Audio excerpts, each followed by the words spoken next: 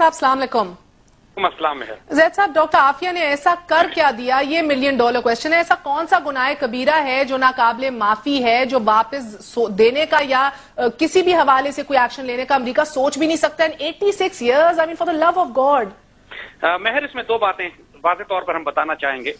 पहली बात यह कि देखिए, इस बात पर कोई बात नहीं कर रहा है पाकिस्तानी मीडिया में कि 2003 में आफिया को अगवा किया गया था। वो किस जुर्म में अगवा किया गया था और 5 साल तक वो गायब रही हैं। उसके 2 बच्चे मार दिए उन्होंने।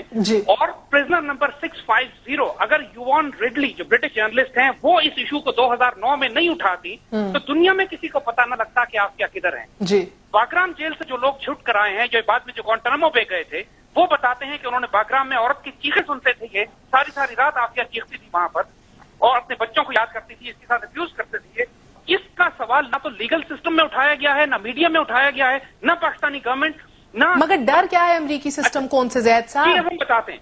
आफिया ने ये बात खुद ऑन रिकॉर्ड बताई है उन लोगों को जो उससे मिलने के लिए गए हैं, और ये बात पाकिस्तानी प्रेस में छपी लेकिन दबा दी गई।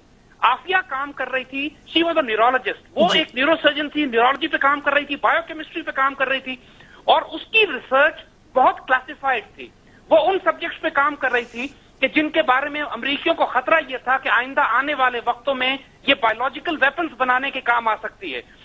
और इसीलिए आफिया को जब बागराम जेल में रखा हुआ था तो आफिया ने खुद ये बात बताई है कि ये इसके साथ जो Indian Hindu colleague, Indian students जो उसके साथ MIT में काम किया करते थे, वो इंटेरोगेट करते थे बागराम में इसको आकर, और आफिया से कहते थे कि हमें अपनी रिसर्च दे दो, हमारे साथ शामिल हो जाओ, जो कुछ तुमने सीखा है उसको हमसे शेयर करो, तो फिर हम कोई तुम्हारे लिए रास्ता निकालते हैं।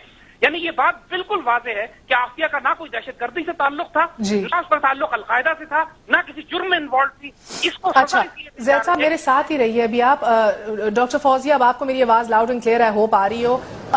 जी बिल्कुल, मुझे आपकी आवाज आ रही है। जी, मैं आपसे अब पूछी थी कि अब आपकी बहन आफिया जो है वो ये कह रही है हर एक को कि भाई अब इस केस को छोड़ दें और छोड़ दिया जाए। उन्हें अपील भी अपने सपोर्टर्स को कर रही है कि मैं अमन और पीस चाहती हूँ, मैं नहीं ब्लडशेड चाहती और शोर शराबा चाहती।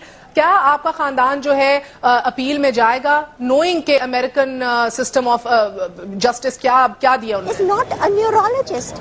She is not a neurosurgeon. She is not even a medical doctor, for God's sake. She's a neuroscientist. PhD in education. Okay. No, she's a PhD in education. Her thesis was learning by imitation. How to improve learning in mentally retarded children.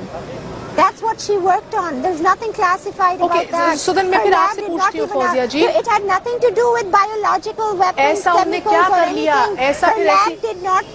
What did she do? What was her crime? What was her crime? मुझे मौका दें तो मैं कुछ बताऊँ आपको इस सिलसिले में। ये झूठे इल्जाम है